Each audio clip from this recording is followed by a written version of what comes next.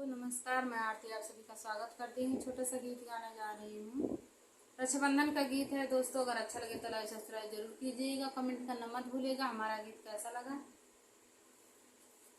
राखी हवे पावन दिनवा ए सखी, एक दिन सावन एक दिन भादो के महीनावा।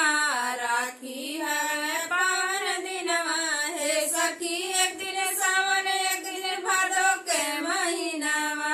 राखी हवे शुभ दिनवा हे सखी, अब सावन के महीनावा।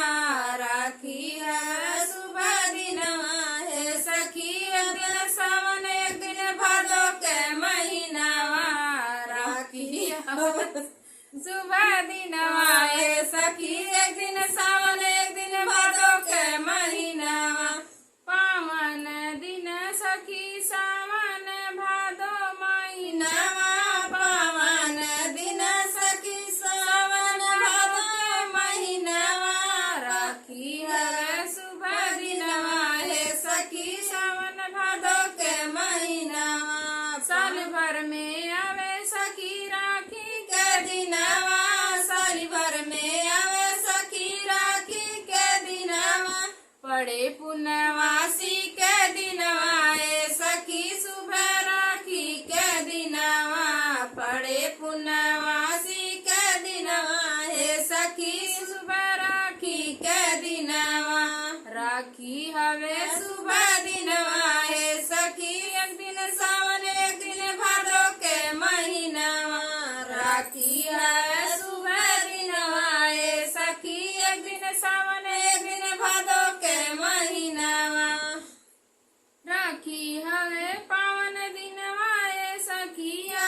राखी हवे पावन दिनवा हे सखिया।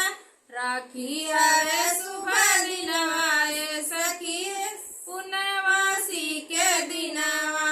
राखी हवे शुभ दिनवा हे सखी, पुण्यवासी के दिनवा।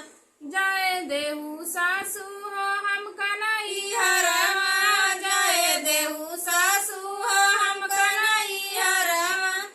नैहर हम जइबे ससु नैहर हम जइबे। बंधबे हम रक्षा बंधन के दिनवा हे सखी, शुभ राखी के दिनवा। जाए देहु सासु हो हम कन्हई हरवा। जाए देहु सासु हो हम कन्हई हरवा।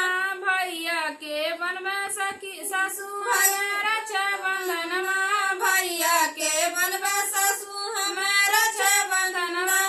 राखी हवे शुभ दिनवा हे सखी, एक दिन सावन एक दिन भादो के महीनावा। राखी हवे शुभ दिनवा हे सखी, एक दिन सावन एक दिन भादो के महीनावा। दोस्तों, अगर हमारा गीत अच्छा लगे तो लाइक सब्सक्राइब जरूर कीजिएगा, कमेंट करना मत भूलिएगा हमारा गीत कैसा लगा। दोस्तों, भूल जा रहे थे, गीत बनाए थे मगर भूल जा रहे थे।